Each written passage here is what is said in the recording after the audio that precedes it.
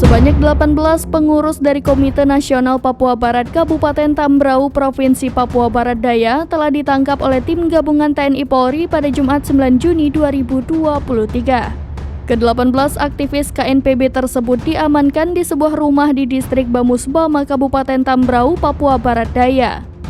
Kapolres Tambrau AKBP Bendor Dwi Prasetyo melalui Kabak OPS Polres Tambrau AKP Putiho kepada awak media pada Sabtu 10 Juni 2023 menerangkan timnya telah melakukan penangkapan saat mereka tengah melaksanakan pelantikan Badan Pengurus KNPB wilayah Tambrau. Penangkapan dilakukan sekitar pukul 16 waktu Indonesia Timur. Saat itu tim gabungan TNI Polri menggerebek tempat pelantikan di distrik Bamusbama, Kabupaten Tambrau. Saat dilakukan penggerebekan, tim gabungan mendapati 18 orang aktivis KNPB di tempat tersebut.